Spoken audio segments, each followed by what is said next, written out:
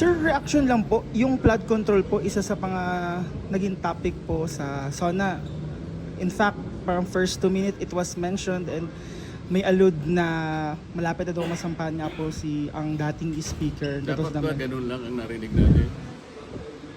Dapat ba yung malapit ng sampahan, hindi man lang binanggit ang pangalan kung sino yung former speaker? Maraming former speakers, di ba? So, yung ba ang inaasahan ninyo na sasabihin lang? Kasi talagang dapat nating hanapin talaga ang punot dulo ng pangyayari ito. Ngayon, kung halimbawa ito ay napakalaking mensahe para sa ating bansa, dapat lang ba ganun lang ang sinabi? Ito ang pinakamalaking pagnanakawan sa ating kabangbayan. Hindi ba higit doon ang dapat na inaasahan nating lahat? Lalo na kayo sa media, kayo po ginagamit ng ating mamamayan para malaman nila ang nagaganap. Ano ibig sabihin ng SONA? Pagtalakay sa kabuuang kalagayan ng ating bansa. Sinala kay Martin Romualdez. Ilan ang tumestigo kayo nakakaalam? Ano ba ang date ng complaint affidavit na unang ibinigay kay Martin Romualdez? Abril 2026 pa ang date nun. Yung ibinigay na complaint affidavit sa amin, May 15. Sa mga tweet, nauna ng isang buwan yun sa kanya. Tanungin ninyo ang ombudsman. Meron na bang ibinigay na counter affidavit si Martin Romualdez? Kailangan itanong nyo sa kanya. Nauna ng isang buwan yun kaysa sa akin. Bakit ngayon sasabihin ng presidente na sasampahan na siya? Di man nyo itatanong kung siya ay nag-submit na ng counter affidavit. Di ba mahalaga sa inyo na malaman nyo kung meron nga? Kasi kung wala pa siyang counter affidavit hanggang ngayon, Abril pa yun eh. Sa mga tweet, paso na yun. Kung nakapag-submit siya, halimbawa, bakit wala pang resolution?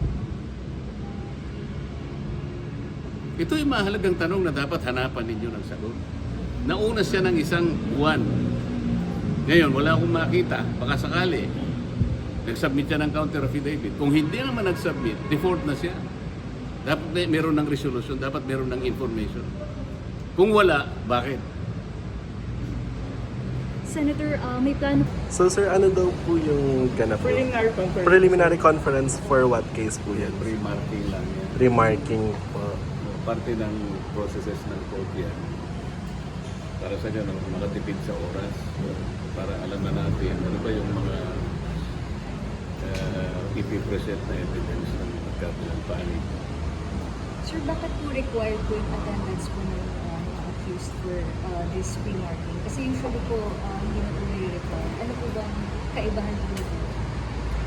Actually, hindi naman kami require kasi nung huling hearing, sinabi na narinig namin, pre-marking lang naman ito. The accused are not even required to be present, except kung gusto nila voluntarily. Kaya nga ako, alam ko pre-marking ngayon, hindi naman kami kailangan pumunta.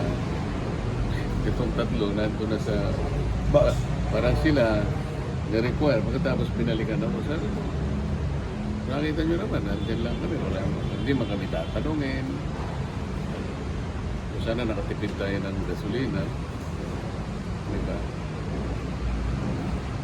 Sir, so far po, kamusta po kayo ngayon po na gumugulong na po yung process po dito sa Sandigan Bayan regarding nga dito po sa ina-allege sa inyo? Ako sasagot. Doon sa kwarto niya, napakainit. And, ay, dito? Ito. Ay, hindi. Sitwasyon mo niya sa kwarto niya. Mainit yung kwarto niya. And kung nga nagulat, na si Manny Bonoan, nandun pa rin sa ospital, 2 buwan, sa 1 linggo lang. And siyempre, Senador naman si Senador Marcoleta, parang masyadong deprived ang taong bayan dun sa boses niya, lalo dun sa impeachment process. Hindi ako nalulungkot na kalagayan namin ay ganito. Kung makikita niyo yung suit-suit namin, nakalagay PDL, alam na ninyo ibig sabihin nun.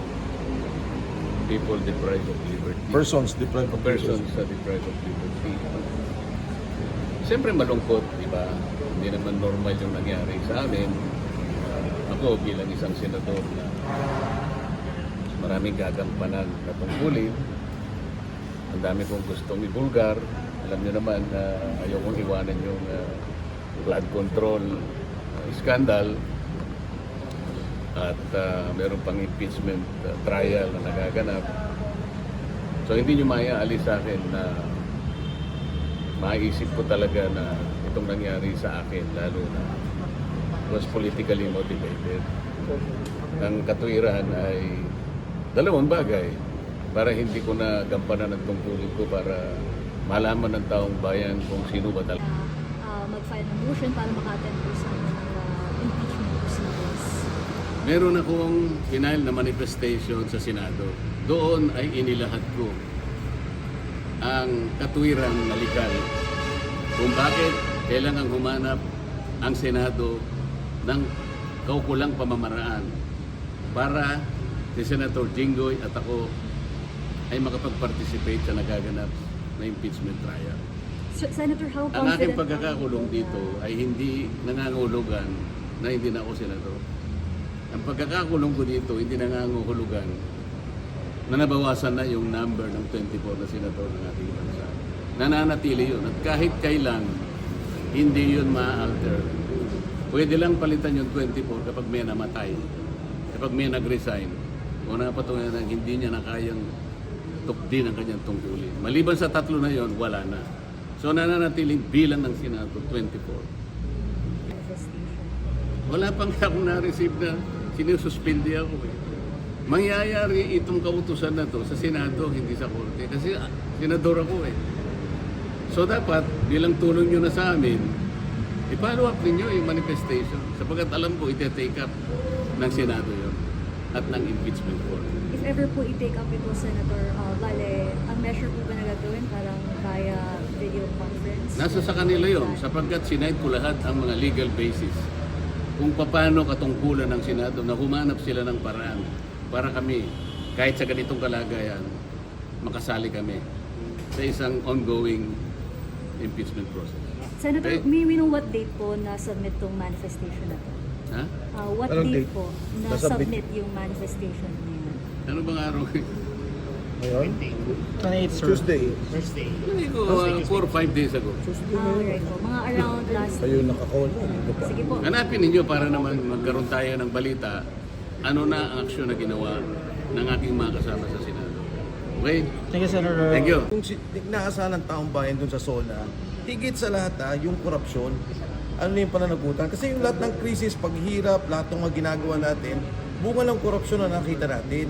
Ang mga nakakulong, si Senator Bong Revilla, si Senator Jinggoy kasi hindi sumama sa mayorya, tapos si Senator Dante Marcoleta dahil nga doon sa patuloy niyang pagtulak na ilabas yung katotohanan tungkol sa flood control scandal. Ngayon, yun lang ang mga nakakulong. Yung mga nakakulong pang iba, nakasama namin, puro mga maliliit na kawani. Empleyado ni Alcantara, empleyado ni Bernardo, empleyado ni Opulencia. Ito mga binanggit kong pangalan, empleyado ni Manny Bunuan, ito ginawang mga witness. Hinahanap ng tao nasan si Manny Bunuan, nasan si Pangandaman, nasan si Bersamin, Lucas Bersamin, Adrian Bersamin, Reggie Ulaybar. Walang nakukulong. Tapos si Martin Romualdez, investigasyon pa rin, mag-iisang taon na. Kaya nga sinasabi ko parang mas marami pang nakasuhan doon sa mga sumisigaw laban sa korupsyon kesa doon sa nangyaring korupsyon sa ating bansa. Kung plunder. Pagkatapos yung mga empleyado ng DPWH, kausap ka rin kasama ko eh. Empleyado ni Bernardo, empleyado ni Alcantara. Yung mga boss naging witness, sila empleyado. So, yun yung naging nangyari dun sa SONA. Pagkatapos yun ng pangalan ni Speaker Martin Romualdez, hindi naman nabanggit. Hopefully din naman ma-fight. Pero asa na yung kaso ni Manny Bunuan? Siya yung hepe ng pinaka malawakang korupsyon na ahensya, departamento, yung DPWH. Si Bersamin, diba, si Pangandaman, Reggie Ulaybar, si Adrian Bersamin, dahil yun yung sinabi na talagang inamin na kumuha ng pera, tinanggap. At yun nga, sila daw kumuha ng 8 bilyon. Eh wala naman sa kaso. Itong mga nakakulong ngayon at kinakasuhan, yung mga nagsasalita laban sa korupsyon. Sir, na-monitor niyo po ba yung buong SONA? Dinig ko eh, pagkatapos yung first part yung corruption, may mga binanggit, sabi ko nga parang, Okay naman, no, yung iba. Kaso nga yung corruption ang pinakamalaking issue dyan eh. Siyempre, maganda yung binanggit tungkol dun sa systems laws. Malaking bagay sa taong bayan yun. Pero importante talaga sana yung corruption. Dahil ito naman ang galit ng tao eh. Kaya bumababa ang rating ng Pangulo. Kaya nawawalang pagtitiwala naman sa Pangulo. Dahil dun sa walang aksyon o nakikita nila na hindi talaga inaalam yung katotohanan tungkol sa korupsyon. Okay, Kong, from 1 to 10, ganon po yung rating sa SONA? 4. Bagsak.